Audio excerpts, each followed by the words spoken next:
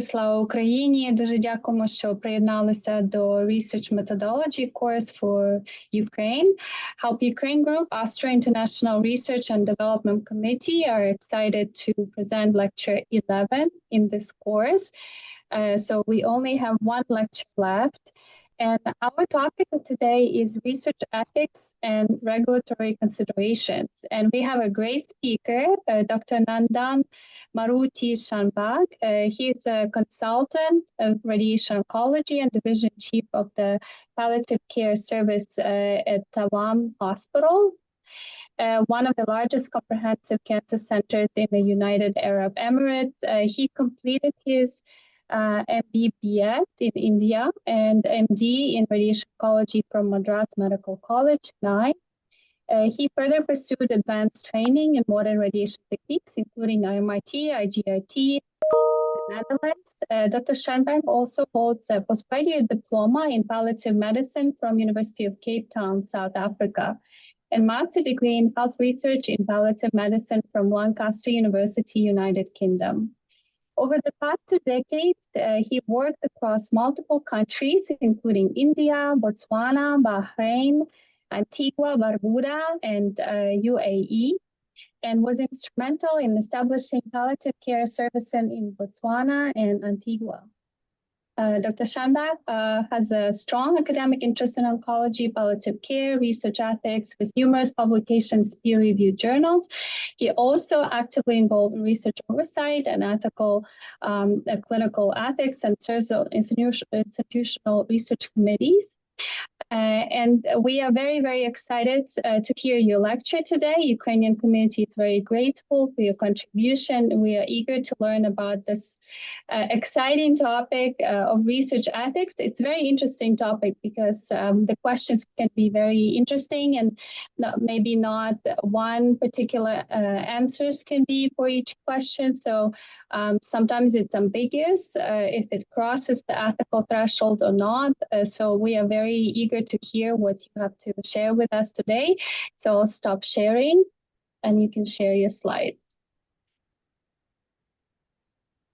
Hi guys, everybody is fine. Thank you so much for joining in late at night. I know it's 8 p.m. in Ukraine. That tells me that all of you are so thirsty for knowledge. And it's 10 p.m. in the UAE, right? It is. It is. And one thing common with both of us is we have missiles running overhead in the skyline. Correct. As we talk. Yeah, unfortunately, yes. Unfortunately, yeah. Can you see this? Can you see my slide? Not yet.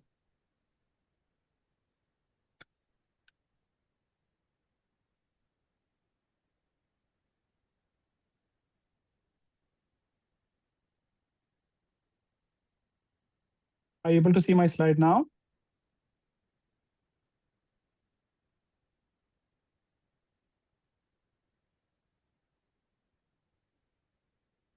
Can you see my slides? Correct. Yes, we see Perfect. this. Yeah. Wonderful. Thank you. So I would request this to be a more of a conversational kind of a talk rather than me just talking over the next 20 slides. I've kept it very small and direct. The whole idea of this topic today is that we have to understand what is research ethics.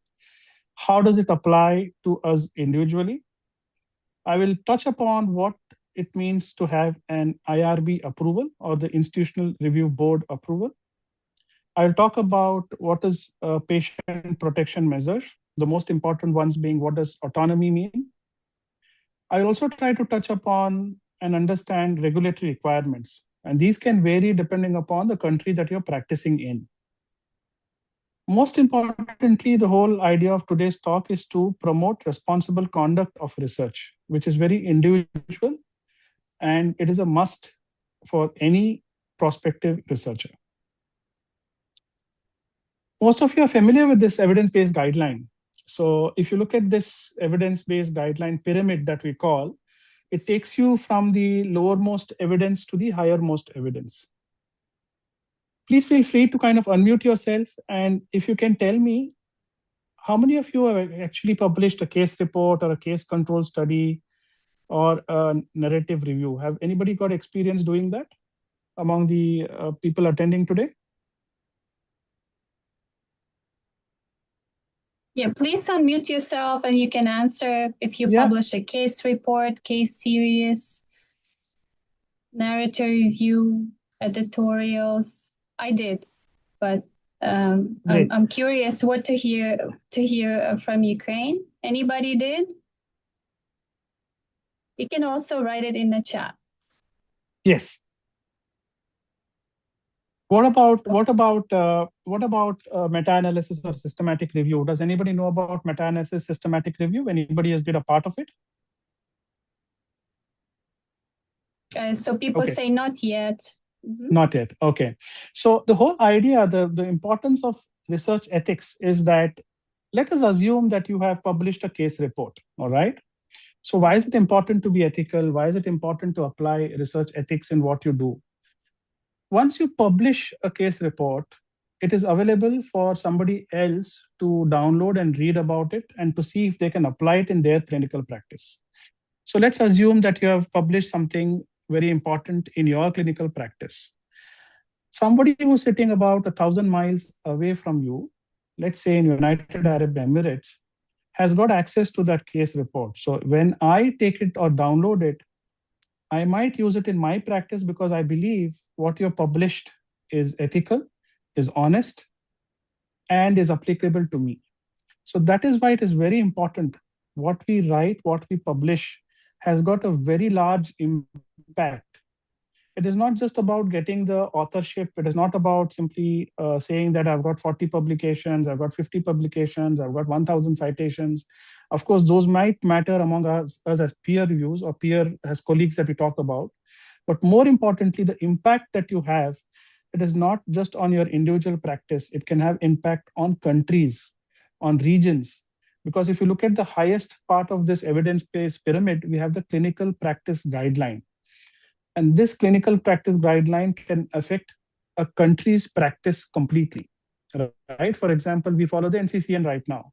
So everybody in UAE is following the NCCN guideline, which means that clinical practice guideline that comes from the NCCN has to be absolutely ethic-based when they start off and publish these guidelines. So it's very, very important. That forms the basis of any clinical publication. So why does it matter? Again, there are several things that we have to understand why ethics matters. First, we have to protect the human research participants. It is very important. It is our responsibility to protect the human research participants. We have to ensure there is a scientific credibility. What we publish must be what we have seen or what we have got as a scientific result. It maintains public trust in research. Because remember, our publications, the end goal of any research is going to be a publication. Most of us are going to do research so that we publish, so that it is read by others and used in practice by others, which means the public trusts you, the patients trusts you and your research. It should prevent exploitation of vulnerable populations. We'll come to what is vulnerable population. We have a question on that. When we go there, we'll read about what do you mean by a vulnerable population. And finally, we need to have an approval from a regulatory body, which is nothing but the IRB for any publication. Now let's look at the history of how the research ethics came into being. All started from the World War II, when the Nazis in the Germany were unethically doing experiments on prisoners of war. So the Nuremberg Code that we come to know of today, 1947, formulated to protect the interests of people who were vulnerable, out of which came the Declaration of Helsinki. These are all the documents that are available publicly for us to read about the history of research and ethics. The most important one that we need to kind of remember is the Belmont Report. Because Belmont Report gives us the frameworks for the modern ethical practice in medicine and research. So what is this Belmont Report principles? 4 important principles are formed as the basis of any research in medical science, more importantly in oncology. The first one is respect for persons, also called as autonomy. And how do you establish autonomy for a person? By getting an informed consent. Can anyone tell me what is an informed consent? Does anybody know? Because I know in our practice, we always take consent. So does anybody want to kind of volunteer and tell us what is an informed consent? Natalia, if you're able to access the chat, maybe, because I'm not able to access the chat from my screen. Yeah, so you can also type in, or you can just unmute yourself. It can be a conversation. What is informed consent, and do you take informed consent during your treatments in Ukraine? Anybody wants to take the...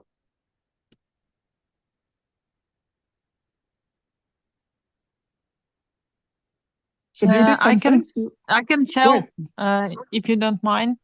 Yeah, please go ahead. I'm not a doctor. I'm a physicist, but if I understand right, informed consent is the paper we give patient to send agreement like for treatment. Yeah. Mm-hmm. Great. That this treatment is a patient understand all the I don't know, good and bad things going to happen during the treatment and after that. Yeah, and we of course we use it for every patient, and it's mandatory as well as I know. Okay, wonderful, great. wonderful. Thank you. What is your name and where do you practice? Which institute you're practicing? My name Nadia. I'm medical physicist in radiotherapy department in Kyiv. Wonderful. Nadia, hats off to you. And I must tell you that your center must be practicing amazingly well.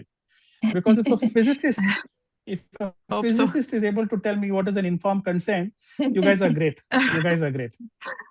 Thank you so much. Physicists know a lot in Ukraine. Thank you so much. Thank you so much. You guys are great.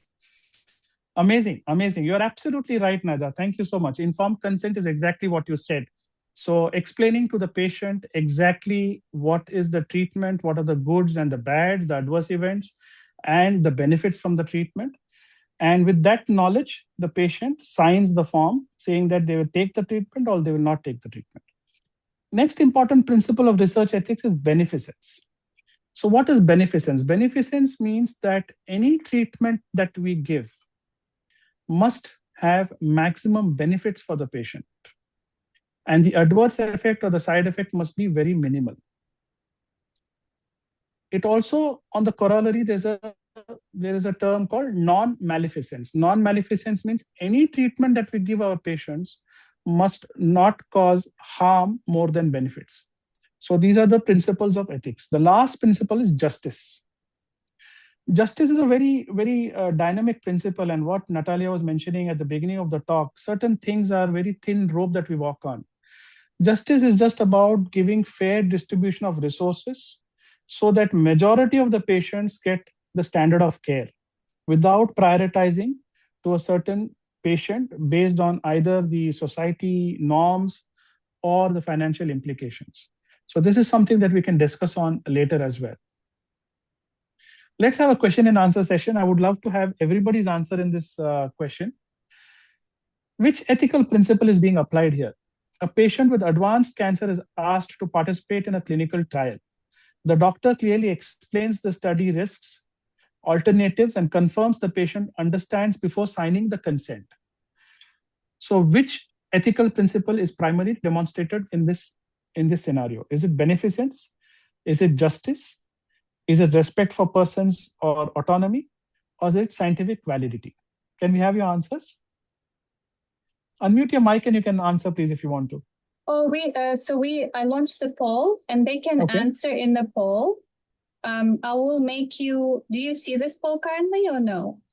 I do not see the poll because then I will tell you how they answer. Sure, so they're currently answering, and that's how we also take attendance. Sure. So we typically wait to approximately 80% of them answering, and then I will end the poll, show the results, and I'll tell you the results. And you can comment. Sure. Okay. So we have around 75% currently. So a few more answers, please.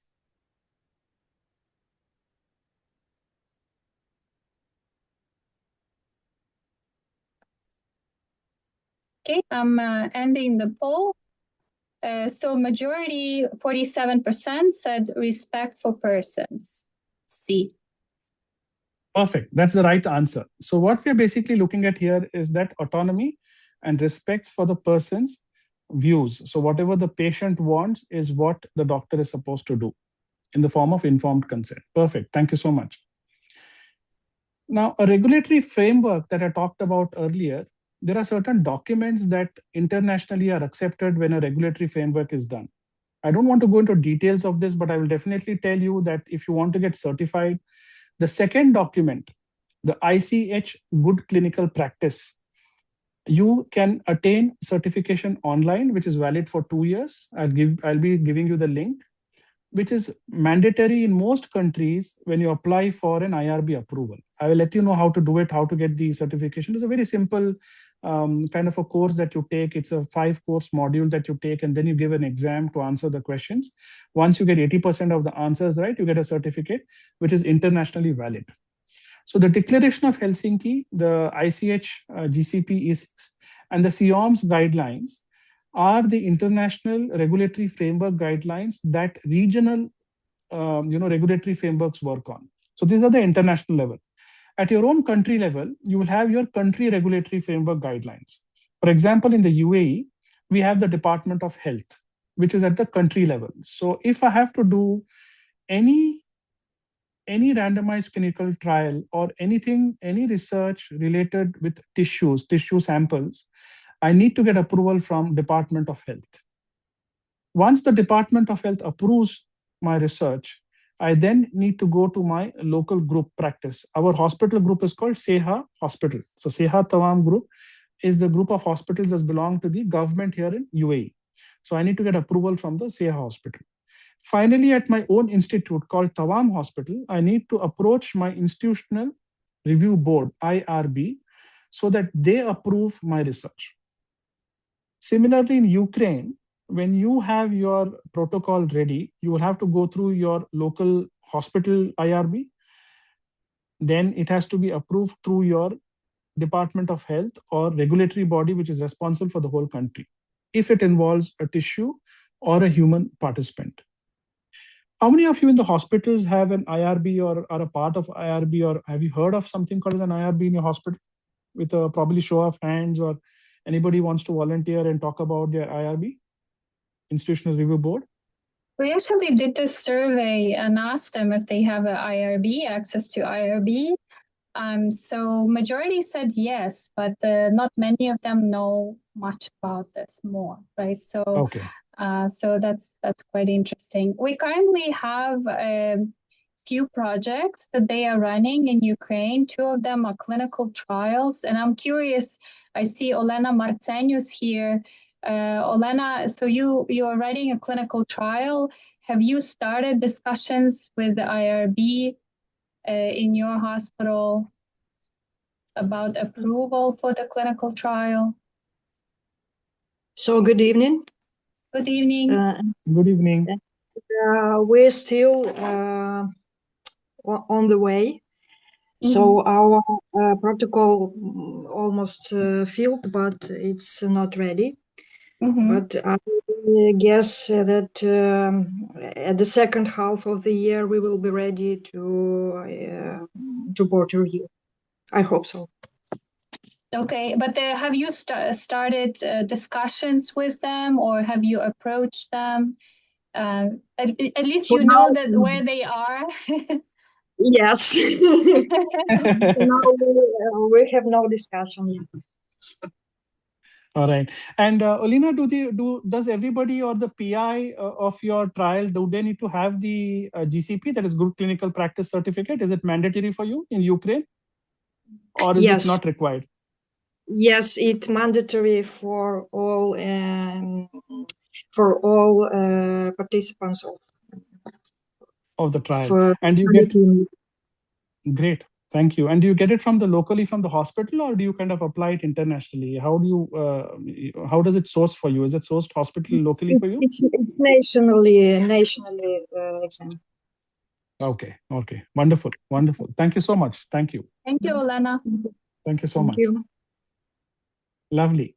So this is the actual IRB review process. I will tell you what IRB is. It's a very simple thing to understand. I know a lot of us, I remember a decade ago when I had to apply for my first protocol, I was very scared when they told me you have to go through the IRB review process. And I felt it was a Herculean task. I felt it was impossible for me to go through all these papers and research and all that. But once you understand it, very simple, once you understand what is the composition of IRB, what are they looking for, the task becomes much more easier. Step one, anywhere, any research, is to have your research idea and to develop a protocol, right? A protocol is very simply what is your research, what is the research going to address? Basically, you're trying to solve a challenge, right? So you have a question in mind and you want to answer that question. So that is what research is going to be about, broadly speaking. So you have a primary objective and you might have multiple secondary objectives. Second part of the protocol is that you need to have a method, right? So you've got to describe in this methodology whether it is going to be prospective, you're going to look at already treated patients' records, or you're going to do, a prospective trial wherein you're looking to do the trial from now onwards into the future, right? So retrospective is when you look at the records and we are trying to find out some answers from already available records, or it's going to be a case review or a case series. So your methodology is heavily based on that. Then comes your result section, because once you collect your data, once you work on it, certain results will be available for you.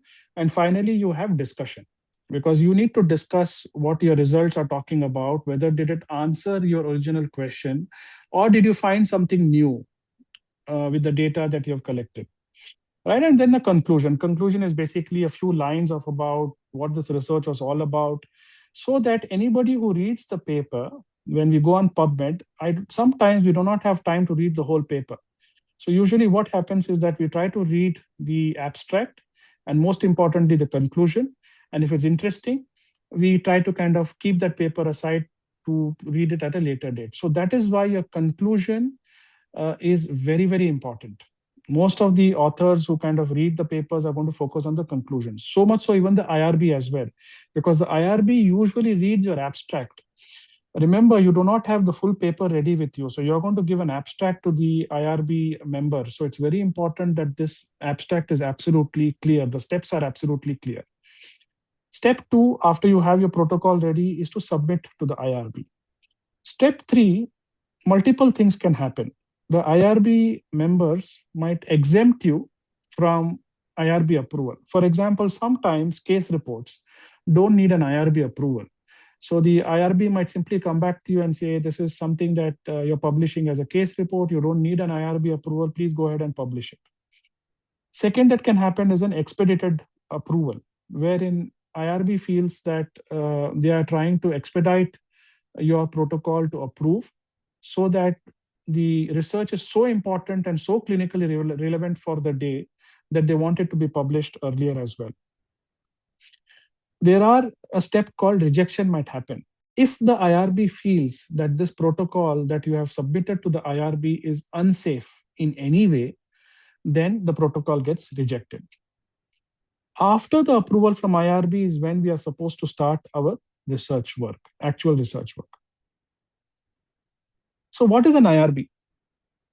An IRB is an institutional review board that has the following members. The bare minimum members for an IRB must be the chair.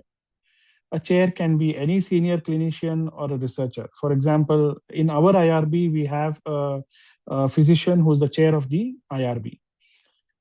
At least 2 scientific members have to be present in the IRB. For us, I am a scientific member of the IRB. We have another cardiologist who's a scientific member of the IRB. There must be a non-scientific member.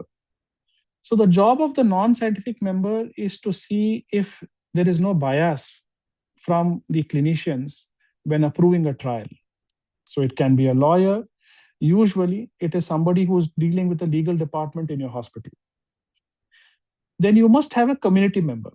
A community member is there to protect the interest of the patient. So this is a member who is not a part of the hospital, who's not a part of any establishment. They usually come from the general public, who will sit on the board to make sure that the interest of the general public is protected or the patient is protected. And finally, some of the IRBs that I had sat on, my last IRB, we had a statistician, because then he looks at the methodology to see if there is any malpractice or anything when the research is submitted. So these are humans who are sitting on the institutional review board. So when you're submitting, please keep in mind that these are the people sitting on the IRB. So when you're submitting the protocol, it should be addressing each one of these points. Are you able to address the clinician? Are you able to address the community member? Is your research able to address the statistician? Is your research protocol able to address the non-scientific member, any legalities that are not covered? So that is why your inclusion criteria, exclusion criteria should be crystal clear. It should be simple, but crystal clear. Let's take a question now and an answer again. A resident begins collecting patient data from hospital records for a research project before submitting the protocol to the IRB. 2 months later, the study is submitted for ethical approval. Now the question, what is the correct statement? This is acceptable if no patient identifiers are used, meaning patients are anonymized.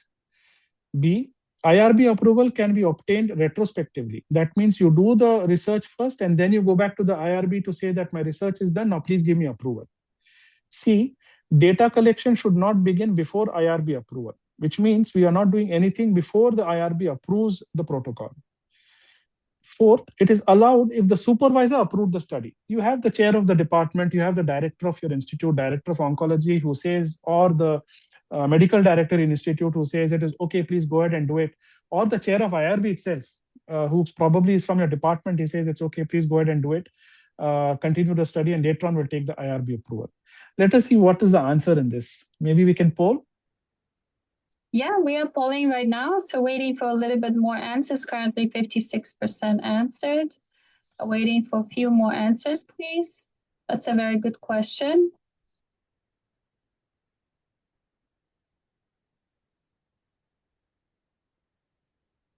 Okay, excellent. I'm ending the poll and sharing the results. So majority, 65% said C, data collection should not begin before IRB approval.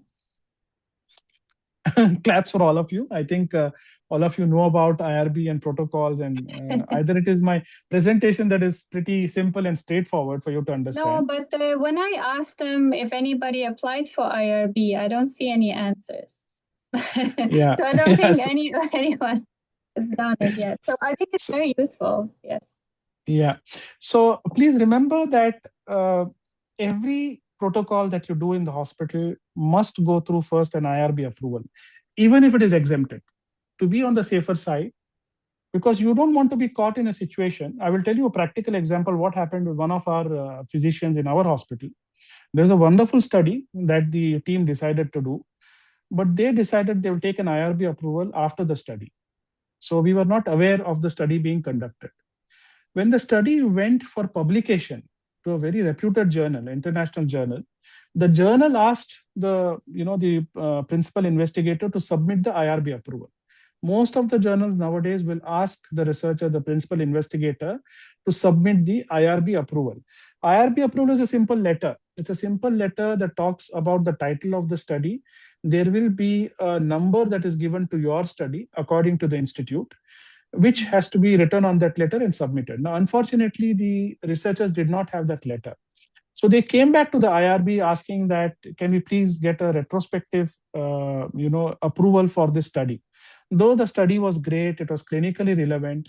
As IRB, as a team, we decided that this study has to be rejected and an incident report has to be done. And they have to repeat, if required, another study. And the PI is not able to do or should not do any further study for the next 2 years. So the implication can be very serious sometimes, especially if you're doing a study which involves a large number of patients. So please keep this in mind. Prepare your protocol, submit, get approval, and then start the study. It's very, very important. And this was the prospective trial, or what type No, of trial was that? No, it was not a prospective. It was a prospective trial. You're right. It was a prospective trial. Yeah. It was a prospective trial. And they had actually returned to the Department of Health. So I think that is where the whole dichotomy was, because they had returned to the Department of Health. They were waiting for approval from their side. So they took it for granted that it will come in, but usually it takes a long time, and it did not happen in that time that they finished the study. So it's always very safe to get your institutional review board approved first. So that way your study is safe for publication. It's very, very important, right? Thank you for that.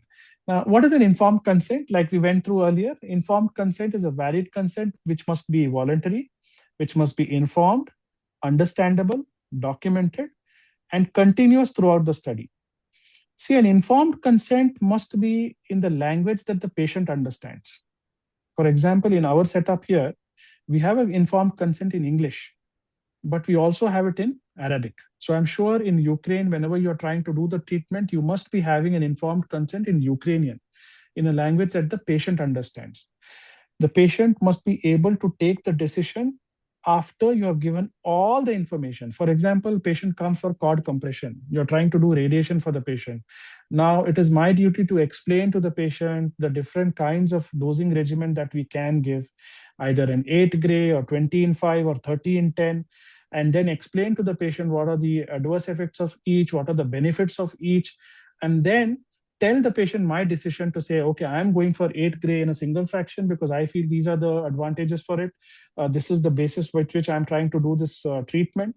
And once the patient agrees with that, we go ahead with the treatment. So a valid informed consent is very, very important. And believe me, anytime you submit the protocol to IRB, the first thing we look at, I sit on the IRB panel on this hospital. I was a chair of the IRB for the last 8 years. I've been doing IRB work. The first thing everybody looks at is the informed consent. If your protocol does not have an informed consent, majority of them will not even read the protocol. The IRB team is not going to read your protocol at all. They'll simply return it to you saying that there's no informed consent. So please go ahead and get the informed consent first. So make sure all your patients, even for a retrospective study, a lot of them have this idea that if it's a retrospective study, consent can be waived off. But please remember that the consent is not waived off, but the consent that the patient gave for the treatment is taken as if the consent has been taken for the study itself, right? So usually in our hospital, what we do when we are giving the treatment, we in the consent mention that the data might be used for research in the future. And we are taking a consent for that. So it's very important if you have a protocol that this informed consent should be a part of the document that you submit to your IRB. Any questions up till now? Anything that you want to ask me? That's a very good point you raised for retrospective studies, that your hospital has that line. Also at Stanford, we have that line. So we can use retrospective data from our patients. And obviously they have to be anonymized, but we can publish them. So that's a very good point. And I'm wondering if that's the case in Ukraine. Does your informed consent contains this type of line that the data can be used for research in the future? Or does anyone want to comment on this?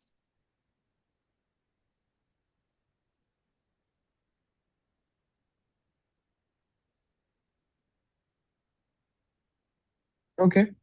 Okay. So, okay. Now, the patient protection in oncology trials is very, very important, right? Every study that we do must have an eligibility criteria. We must have inclusion and exclusion criteria. Now, it can be different for different studies. You can decide what is the inclusion and the exclusion criteria.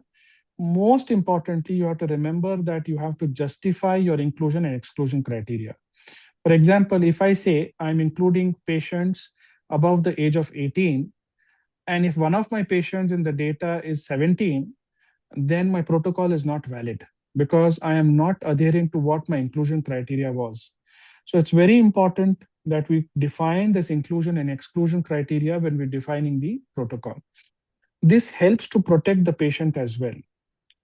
Also, accurate adverse event reporting. Whenever you're doing a randomized clinical trial, it is very important. It is the responsibility of the primary investigator or the principal investigator to make sure the reporting of every adverse event for the drug is done to the IRB immediately. It is not done to the department, it is done to the IRB immediately. So for example, if you have taken approval from your institutional review board for a randomized controlled trial, and there's an adverse event that happens in a patient for a particular drug or a particular dose or radiation that you're doing, it's very important that it is immediately noted and also mentioned to the IRB without any delay. This is very, very important. So what is this vulnerable population? We talked about population which is vulnerable, right? So vulnerable population means patients who are basically unable to take a decision for themselves. So for some examples could be children, because we need parents to kind of decide for them. Terminally ill patients, patients who are very, very sick and who are confused, who are not able to take a decision for themselves. Patients in the ICU, because most of them sometimes are on ventilators, so they're not able to take a decision for themselves. Cognitively impaired individuals means patients who lack the mental capacity to make a decision about the treatment, right? So these are patients who are probably not oriented to time, place, and person, or patients whose GCS is very poor, or patients like who are suffering with Alzheimer's, leading to dementia, so they are unable to kind of make a proper decision. So these are vulnerable population. Remember, whenever you include these in your protocol, ideally don't include these patients in your protocol. But if you include them in your protocol, the IRB is going to look at what are the specific steps that you have taken to protect these patients. What are the exact specific steps that you have taken? For example, for children, have you protected their name? Have you made sure that the consent that was given is after an assent? Assent is different from a consent. Assent is when somebody knows about the treatment and agrees to the treatment, but is legally not the person to give you the consent. So in this case, the child assents to treatment, but the consent comes from either the parent, that is a mother or a father or a guardian. So that is very important. So whenever you include vulnerable populations in your study, very, very important to see that all the safety check lines are there in place before you actually submit to the IRB. Can I ask a question to the group? Are prisoners vulnerable population? Yes or no?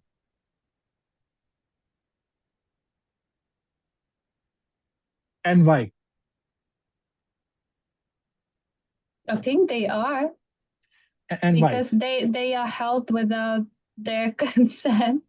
Well, they are in prison, right? Held behind the bars. Okay. What does the group say? I'm not able to see the chat, but if anybody wants to open the mic and tell me, how about prisoners of war? Are they a vulnerable population? Yes. Why do you think so? Well, the similar reasons, right?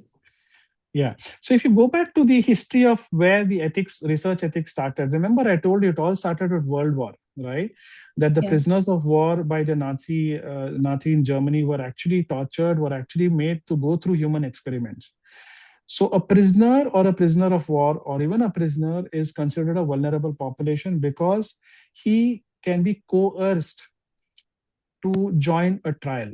So you have to be very careful when you have such patients in your trial itself. So now let us look at the question. Which of the following groups is considered a vulnerable population requiring additional ethical safeguards?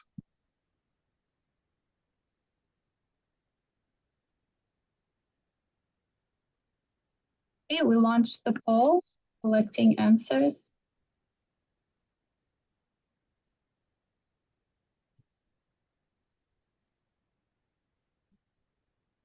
So currently 60% answering. So waiting for a little bit more answers, please. I think here we are testing the memory. The memory is pretty good. I must say it's pretty good. So ending the poll and sharing results. So 94% answered B. Wow. Yeah. So they're not sleeping. They're listening to the slide. They're reading the slides. Carefully. Thank you so much.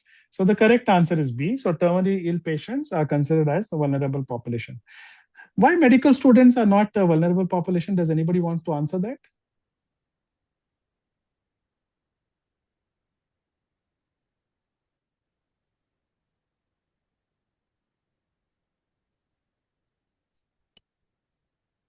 I don't know. They can be underage, right? So then they can be children. I don't know if they would be children. It depends what age they are under medical school. What age they are. Perfect. So if they're above 18, they are not vulnerable because they're able to take their own decisions, right? Right. Basically, they're able to give independent, informed consent. They don't need an extra person or a guardian to give you a consent. So think about vulnerable population as people who are easily controllable. So that will answer your question. Anytime you approach a patient, ask yourself, is this person easily controllable? Is an external factor controlling this person? Then that person comes under vulnerable population definition. Now, so what is the responsibility of conduct of research for a PI? Accurate data collection is very important to make sure that whatever results you get out of this data is accurate. Honest reporting is important. Sometimes there's a temptation that, we ask a question, we collect the data, we work on the results, and we realize that the data is not leading us to the answer that we are looking for, or it is not answering a significant research question.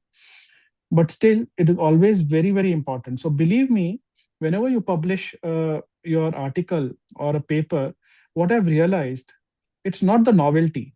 People are not looking for some great research work that comes out of every paper. What they're looking for is actual honest reporting that happens in your practice. People want to learn from your practice. What is happening in Ukraine? So how can I learn from what is happening in Ukraine? So please, that is very important to report honestly. Proper authorship practices. This is something that is very, very important, especially in practices where we are pressured to give authorship to persons who have not done any work, right? So what does it mean? See, there's a very, very, very important criteria called the ICGME authorship criteria. Whenever you write a paper, authorship is meant to be given to people who actually do the work in the paper. Either they should be a part of design of the trial, or they should be a part of collection of data, or they should have added significantly for the results part of it or the methodology part of it, or they should have written some part of the research trial, like for example, discussion part of it or the conclusion part of it. So it is very important, and all the authors must be able to take the responsibility for this paper. So it's very important and ethically most important to make sure that authorship is given to people who actually do the work. I know it is, in sometimes in practice, it is difficult. You have the chair of the department, or you have somebody in the department who expects their name to be there. It is okay to have their names, but there is a specific name for such authors that we can address in our papers when we give their authorship. How many people have written as first authors? Can I have probably in the chat box, anybody who has done a publication as a first author out of the people attending today? Yeah, I think Ruslan, you did. Sahi, you did. All right. Anyone else? I'm just asking, looking at the list. Olena, Zoya did, Vladislav.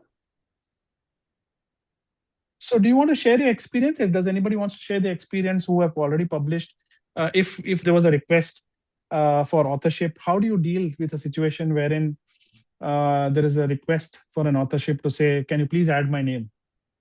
How do you deal with that? Do you want to kind of share your experience?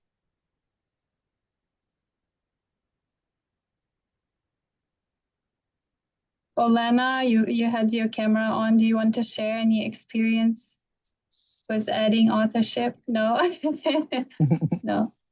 What happened to me in Ukraine, actually, I was a student at the time, and I worked on the project that was my thesis project, publishing the glossary, English Ukrainian glossary, and my name was not on it at the end.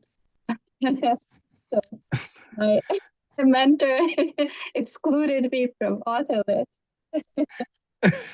It happens. Yeah. It does. It does. Sometimes it can happen that it can happen reverse as well, because I remember wherein some physicians have the wrong notion that if they have treated the patients, then by default, their name should be in the paper, right? So, for example, let's say I practiced in the hospital for 5 years. I resign, I go to another hospital, and somebody comes over who's very much interested in research, takes all the cases, does a nice, beautiful research, publishes the research.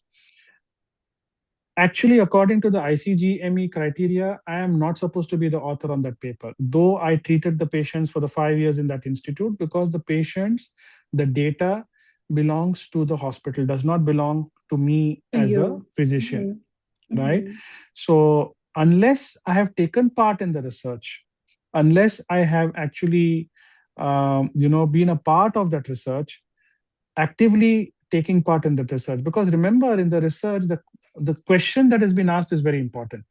It's not about whether I treated the patient or not. Somebody is asking a different question to answer a different, scientific problem. So it all depends upon what question that researcher is trying to answer. So it's very important that these principles are followed as well, because many a times some of my friends do come and have a discussion with me that I need to be part of this research because I treated the patient. I was there when 3 patients were treated, and we tell them very clearly, if you want to be an author, this is the part that you can do. Either you write a discussion or collect the data or try to do the analysis or try to at least come up with the proper research methodology, and then we can include you as an author in the paper. So it is very important to kind of talk to this among your colleagues as well. Thank you.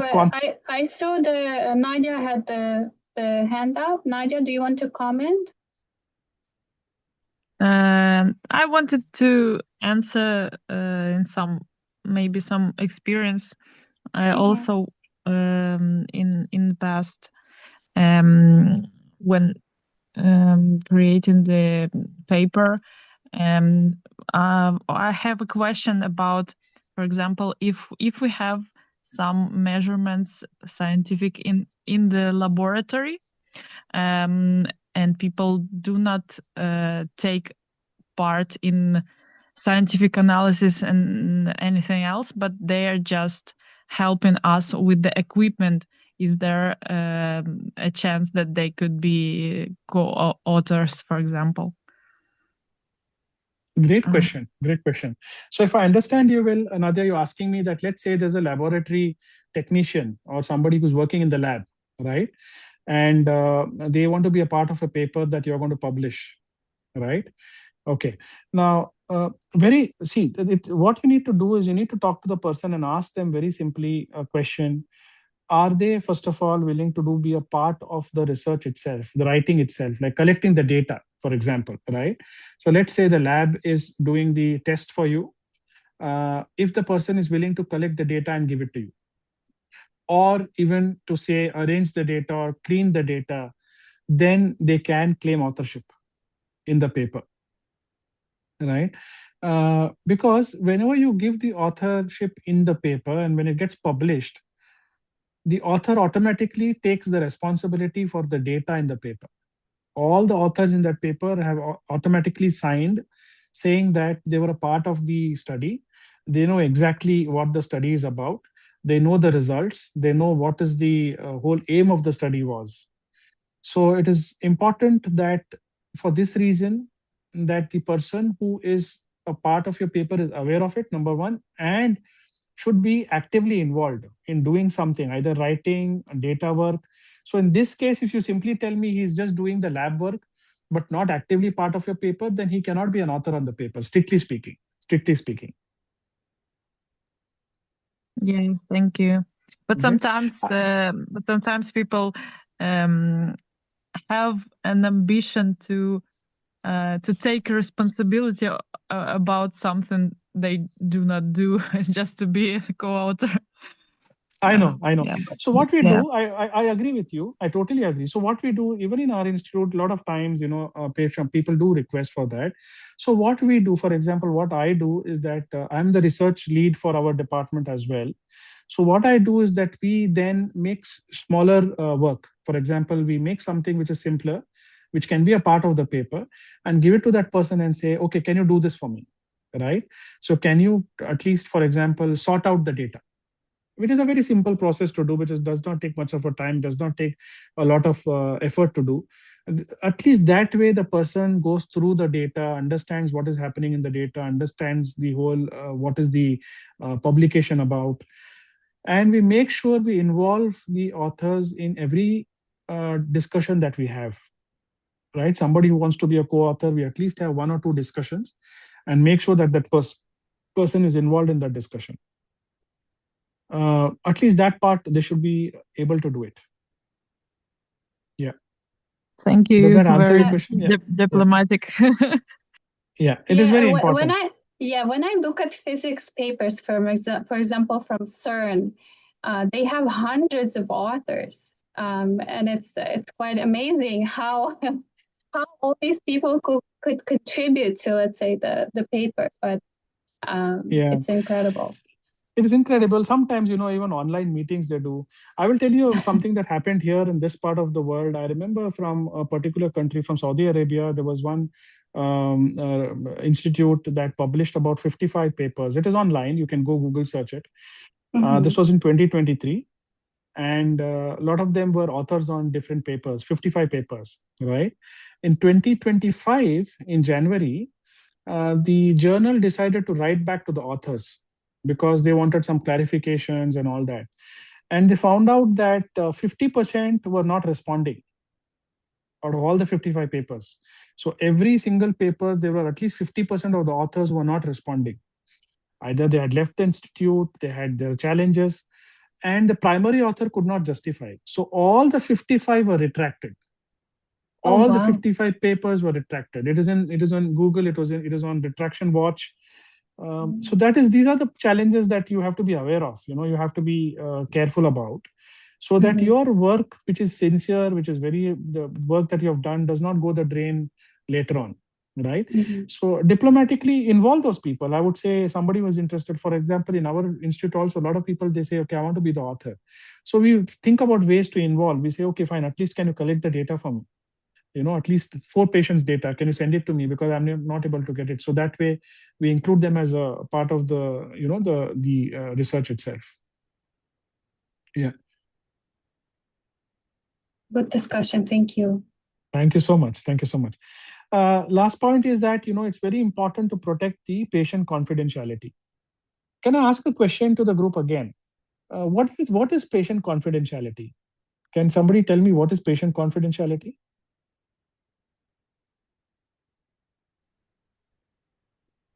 Can I send you, for example, if we both are talking, let's say me and somebody in Ukraine, Nadia, or somebody is talking, and then am I okay to take a picture of my patient file with the name, age, everything, and send it to you in Ukraine?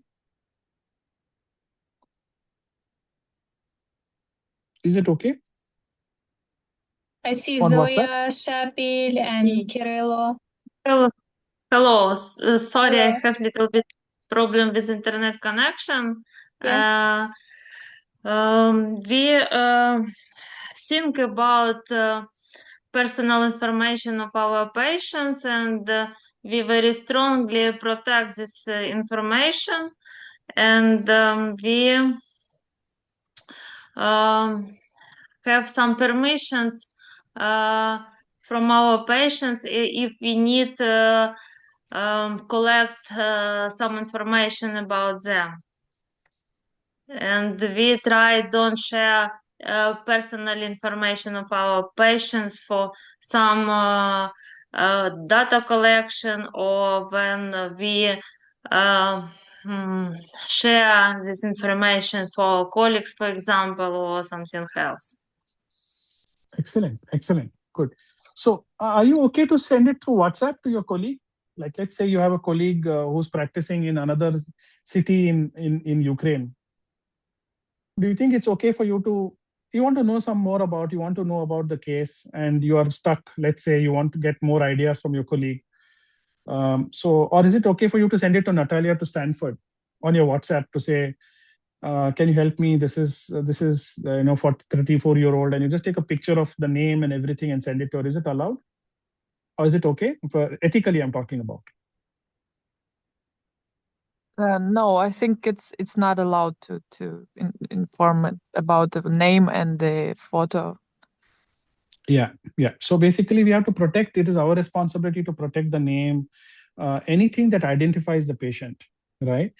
It is one thing to send probably just the X-ray without any identifiers on it and say, "Can you please help me with this?" Even that, I would suggest that we do it through the official channel, through the official hospital channel that we have, and or sometimes the patient itself. And then what we do is we tell the patient itself, "Why don't you send it?"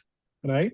So let's say patient comes to me and says that, "I want another opinion from Stanford. I know Natalia there, and she's asking me to send the reports to her." In that case, what I do is I tell the patient, "Why don't you collect it? I can give it to you, and you can send it to Natalia. And then if she wants to contact me, she can write an email to me, and then we can talk with each other." So patient confidentiality is another important thing that IRB looks for. So whenever you submit a protocol to the into the institutional review board, they're looking at what measures you took to protect the patient confidentiality. The first thing is to anonymize the patient record. The way to do it is that once you collect the patient data, let's say I am the patient data collector, I have the names of the patient, I have the record number, that is the file number. Every hospital will have the file number for the patient, and all the details, the age, the gender, the diagnosis, and whatever my patient information sheet is required. From this primary sheet, I need to make a secondary sheet. The secondary sheet must only contain the identifier for that patient without the name. For example, let's say I have a patient called Rex, right? I will just give him a number 1 in the primary sheet. Now, when I prepare my secondary sheet, it will not have the name. It will not have Rex as his name. It will just have number 1. So that will be patient number 1, age, file, and everything. Why do we do this? Because for 2 reasons. Very importantly, when we submit anywhere, we should never submit the primary sheet with the names, even to the IRB. We are not supposed to submit the names and everything to the IRB. We submit the secondary information, patient information sheet if asked, right?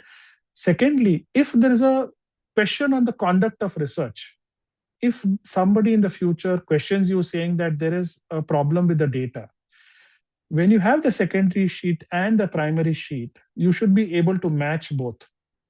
Which means if I look at number 10 and I come to the primary sheet, it must be able to match and tell me who's the patient that I said has number 10 in my secondary sheet. So this is very important. These record maintenance is also very, very important as you do the research as well. So what are your responsibilities as a primary investigator? Please approve IRB approval before starting your research. You must follow the approved protocol. You cannot deviate. See, once you have a protocol written, you must follow everything written in that protocol. If you deviate, you need to go for IRB approval again, right? So if there is any change in the protocol that you, including the methodology, including the question that you asked, anything changes, you must go back to the IRB and say that you have changed it, and there will be a new protocol for them to approve it again.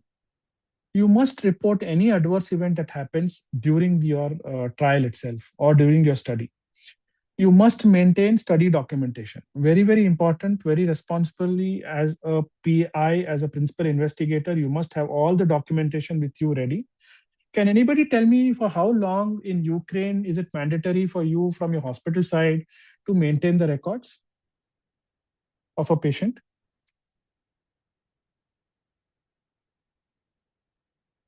Does anybody know? I can tell what I know. As I understand, we need to keep forever this because Forever. we have plans. Yeah, I heard that it should be something like 10 years, but we have the information about all patients from all years we treated in our department. Is this an electronic record or is this a manual record? Manual in general. Hard manual, copy. It's a hard copy usually. Yeah. It's a hard copy. And do you archive it somewhere? Archive in the sense, do you keep it for 7 years in your department and then you're supposed to hand it over to another, Archive. Yeah. Do you do that, or is it just you keep it in your department for 7 years? Sorry, or 10 years? I didn't get the question.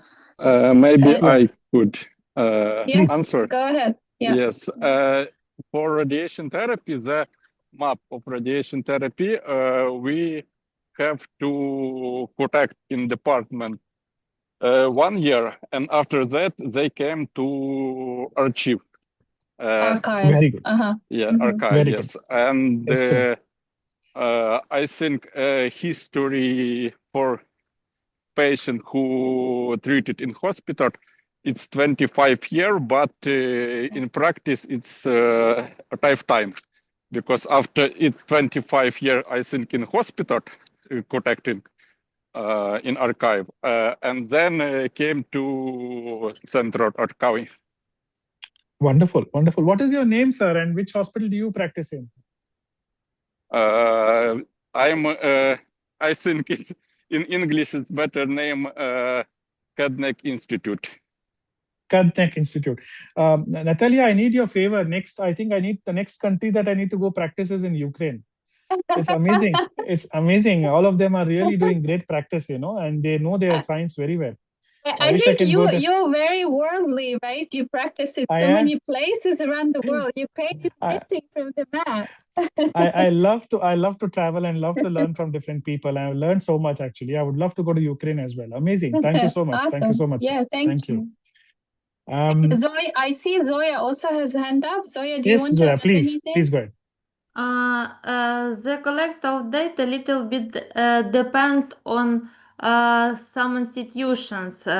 Mostly institutions before several years ago collect only paper documents, and now our healthcare system a little bit developed, and we have a centralized system where now we collect maybe very short information about our patients, but the system develop, and maybe in closer future we have more advanced electronic system in our country where we collect mostly in data of our patient. Great. Thank you so much. Thank you. Dr. Shanbhag, what about the UAE? Is it all electronic or some? It is all electronic. No, we documents don't have. manual? No, we do not have paper records at all. We are completely paper free. Mhm. Most of our records are electronic. Some forms are still there. Sometimes when there's a glitch, we kind of take a printout and we get some, like for example, consent. But most of it, everything is electronic for us. Everything is on the computer. So it's. When did you switch? What year? I started my practice here 3 years ago. So if I remember, as long as I remember, it's always electronic when I came in here. There's nothing. I don't remember writing on any paper anywhere. Yeah, it's completely electronic. Yeah. It's completely electronic. We use Cerner from Oracle. So it's easier to archive as well. Like, when you're doing, I'm talking about the patient records itself. Right?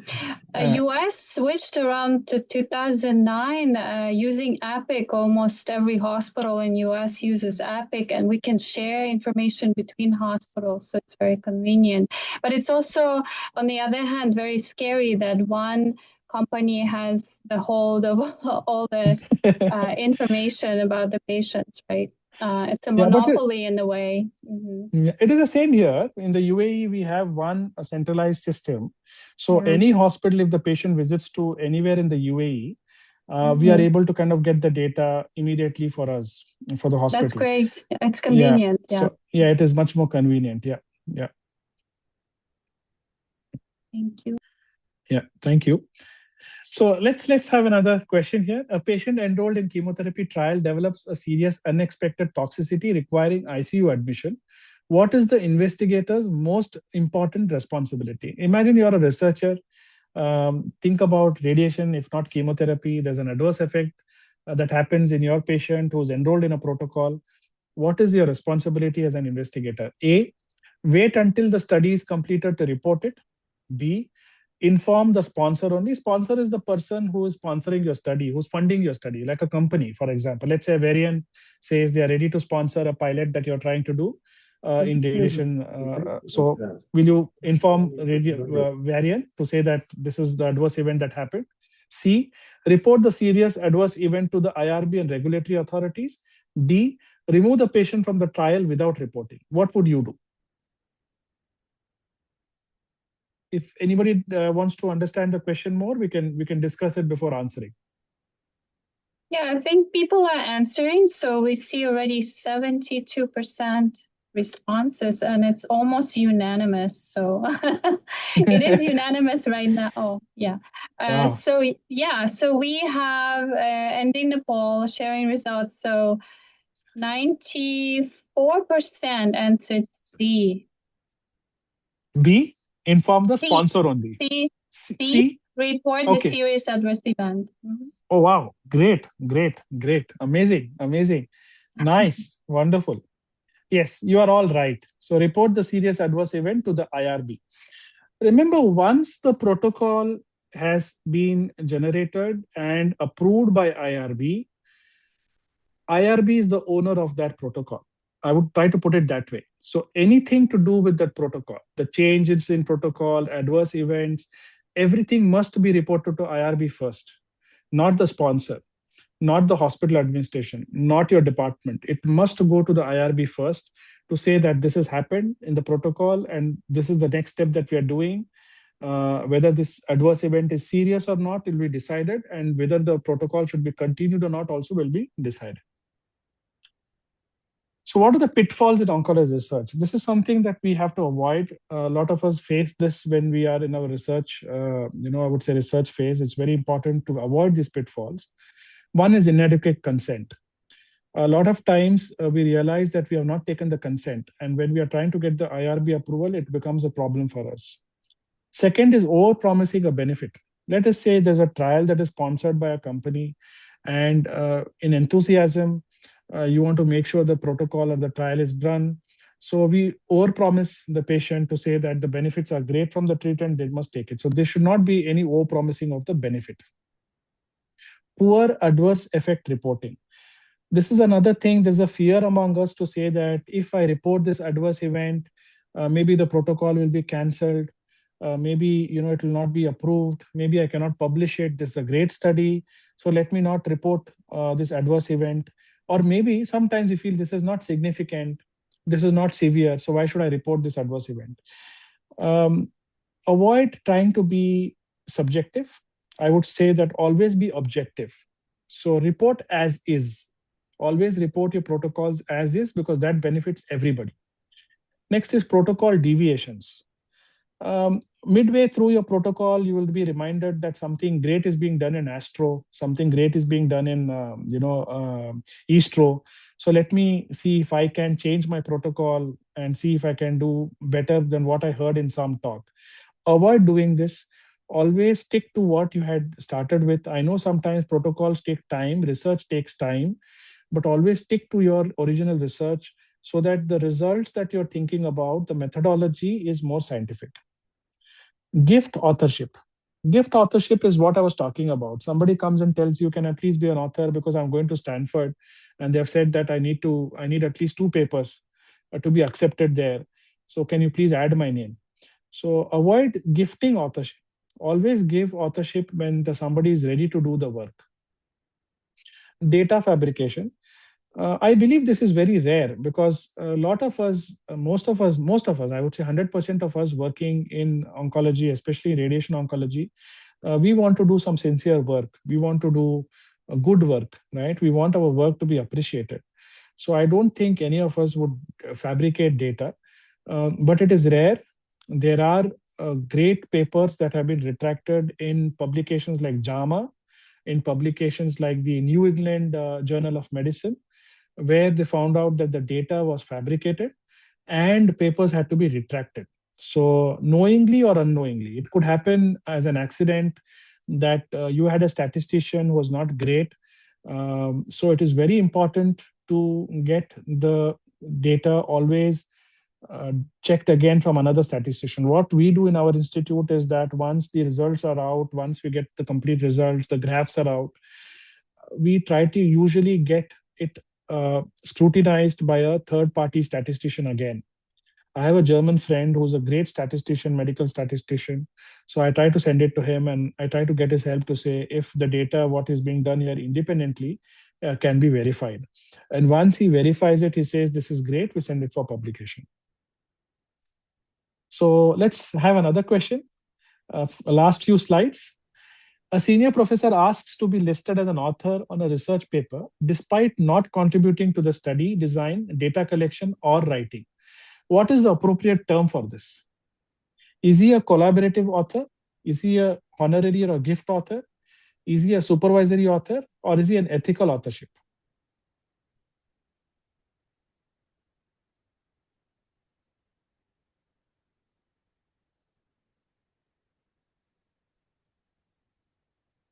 I am curious if it happens often in Ukraine. What do you think? Does it happen in Ukraine often? It happens in India. US. It happens in US. Yes. It happens in India also. I mean, if there is a department head, he expects to, especially the postgraduates, the residents, to add the names and all that. So it happens in India as well.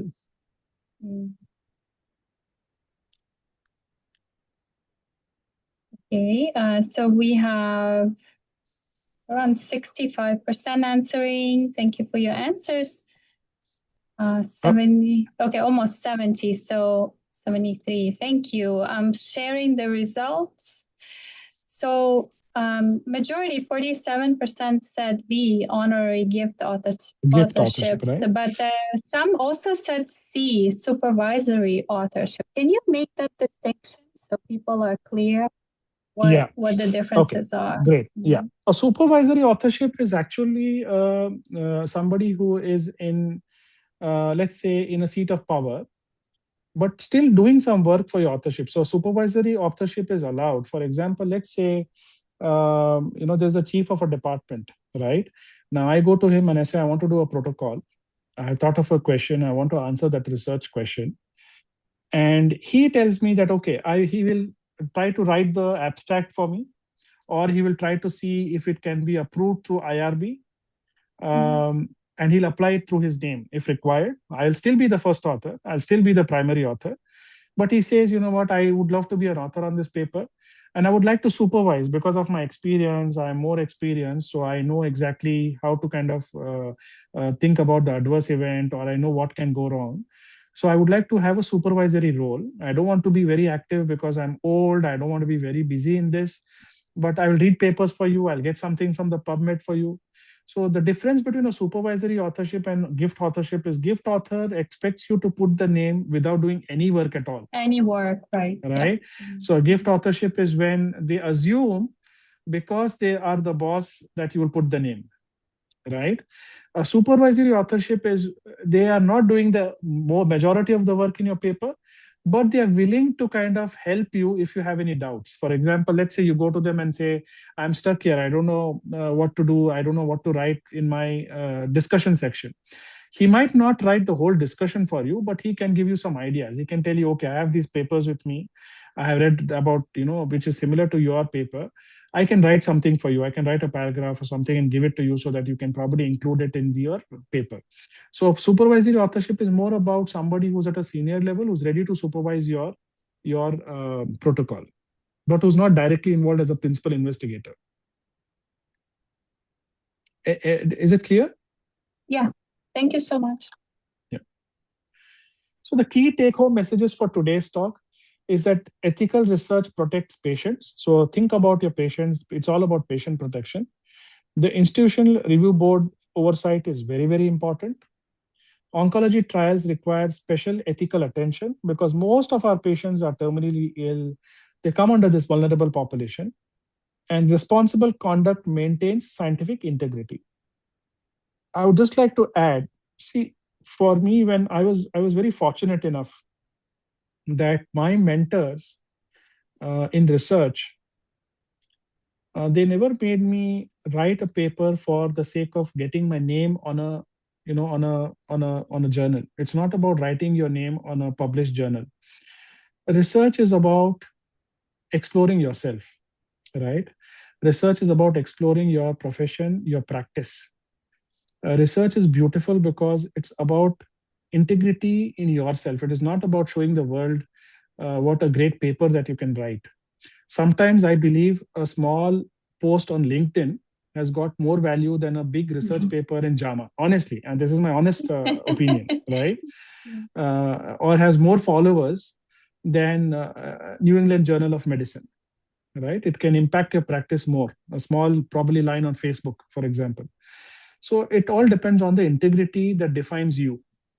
So I would suggest, I would encourage all my colleagues, when you do research, let it be your legacy that you leave behind on this world. It is not for to show off to anybody. I mean, it doesn't matter. Today we are here, tomorrow we are not. But it is about enjoying your practice. It's about writing what is inside you so that you explore what you want to do. That is what research is about. Like, I love AI.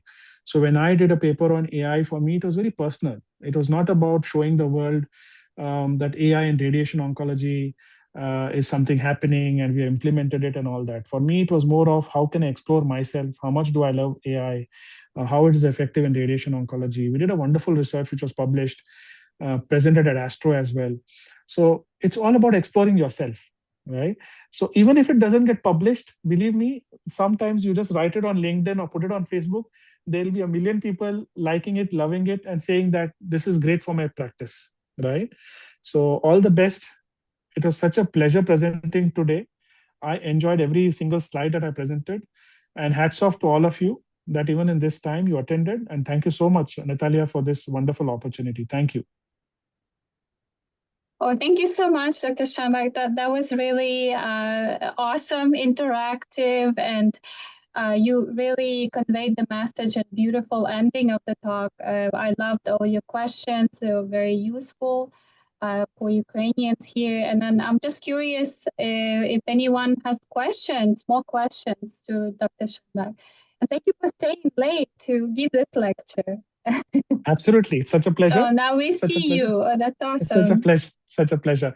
And I would also want Natalia to kind of probably invite everybody from Ukraine to our ESRO, the Emirates Society of Radiation Oncology educational event. We do it every month. There's no charge for it. Next time is going to be very interesting, like I mentioned. So probably I'll send an invite to you and then you can share it with the colleagues. Yeah, that's great. Right? Thank you so much for sharing and for the invitation. Sure. Does anybody have questions? Any questions to discuss? Yeah. Since you mentioned AI, I was wondering if you can talk about maybe using AI for publication and using AI for grant writing. What are your thoughts about this? I love it. I mean, I'm a big fan of it. I'm a big fan of it. In fact, I would say we should go ahead and think about AI for statistics, AI for reporting. Why not? If it's ethical, if it is something which is going to help, take your research forward. In fact, we're working on something for the systematic review, right? For meta-analysis and systematic review. And I'm amazed, which used to take us months together to read papers and peruse through and all that.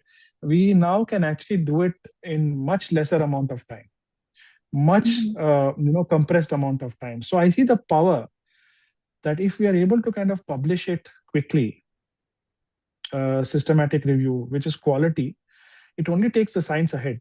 I mean, I would love to kind of have a discussion or probably a membership forum going on wherein we all can pitch in and see how we can do it. Yeah, I think we need to still double check because once I received from one of the mentee the literature review list, and all these papers were made up, or most of them were made up. So you have to be careful. Or maybe you're using a different AI agent. I don't know. Yeah, actually, see, in ChatGPT, OpenAI, what is happening is that I think the references that it sends is all, it doesn't exist, right? Those references don't exist, right? so you have to be careful there. You have to be careful. So some of the, work has to be done by us. It's not that I simply blindly say AI will do everything. There must be, but it can be done easy. It can be much, for example, if you you'll be surprised if you go on ChatGPT and you want the Boolean operators for your search for an exact problem that you have. Like I developed the research question, and then I use ChatGPT to say, please help me with the Boolean operators to search on PubMed, to search on Google Scholar, to search on different Sinhal. That makes my life easier. Earlier, I had to sit and put and, or, commas, brackets, word remove, word put in, which is the keyword. Now you simply go there, it gives you all the keywords, you put and or in between and just put it on PubMed, and you have suddenly a list of 80 papers according to the impact they have, and you store them. So it saves a lot of time that way. It does. I see. Yeah, that's great. Yeah. I see Nadia Honcharenko has a question. Nadia? Yeah, thank you very much for this lecture. I actually wanted to tell that it would be great if we had such subject in university. Yes, it would be easier in future. Definitely, ethics is something I'm interested in, but now not a lot about it. So thank you. Yeah. I have a question. For example, what if I have I want to collect the data patients who was already treated with some protocol, and it should be some instant tool for patients, or what is the procedure? If the treatment was already done and I want to analyze the data like few years before. Got it. Understood. So basically, the question that you're asking is if it's a retrospective data. Let's say there are 40 patients who have already got the treatment, and 5 years afterwards, you want to do an analysis of what happened for the last 5 years, right? Okay. Now, this study, which is a retrospective study, when you submit to the IRB, it is understood that the consent that the patient gave for treatment, that is why I said that probably would have discussed to say that the data will be used for research, right? So the consent that was given for their treatment, if you put a line there saying that your data might be used for future research, that will cover your study as well. That will cover your study as well. Some of the IRBs that I know, some of the institutional review boards exempt retrospective studies if it's only chart review from explicit informed consents, which means that they suffice that if a hospital has taken a consent already from the patient, that would be enough for you to consider that your protocol has got the consent. So retrospective data, they can consider that way. Some of the IRBs do it. Even we do it in our institute. In our institution, we also do it. We call it also quality improvement, for example, studies. For quality improvement studies, you can be exempt from IRB review. Yeah. If you, let's say, if you are reviewing your retrospective data to improve your treatment in the future.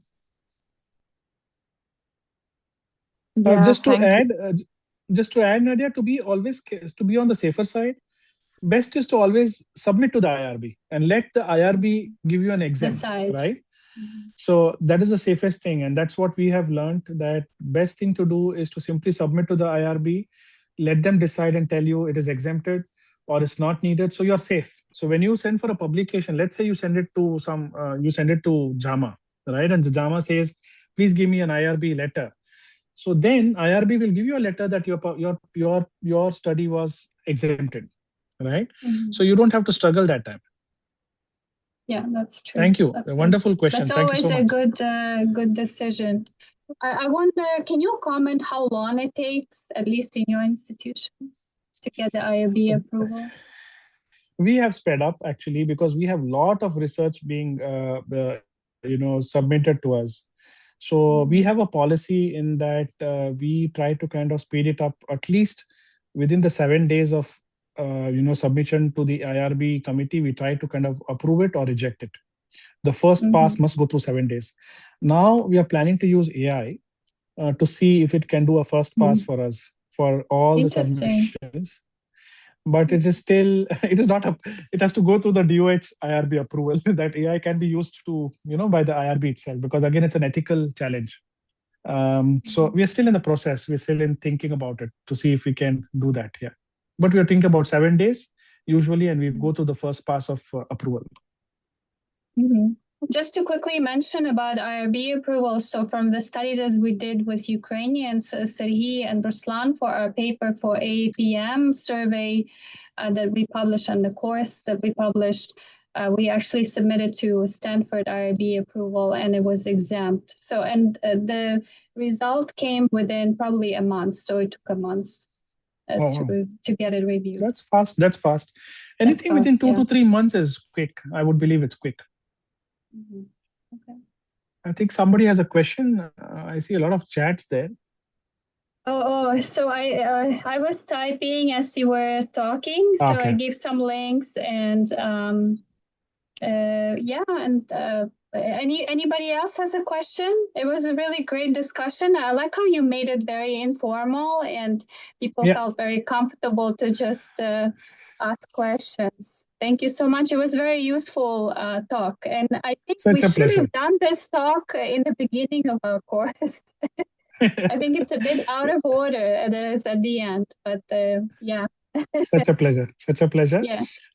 And do you know Saifullah, Dr. Professor Saifullah in the US? Yeah, of course. Yeah, he gave a lot of talks to us also at the APM course for medical physicists. And he's been a great volunteer and he was actually named one of the best educators in the course. So he's quite amazing. He's a part of our educational part as well. So he'll be there next time. Oh, we have excellent. a group called Amstro. Yeah. So yeah. he'll be there as yeah, well. I saw that. That's excellent. That's great that you were organizing. That's amazing to see your progress. Good job. Congrats. Thank you so much. Thank you again for the talk. Thank you. Thank you, guys. Everyone. Thank you so much. Thank you so much. Take care. Bye-bye. Bye. Bye. Thank you. Goodbye. See you next month. Next lecture is April 15th. Bye, everyone. Goodbye.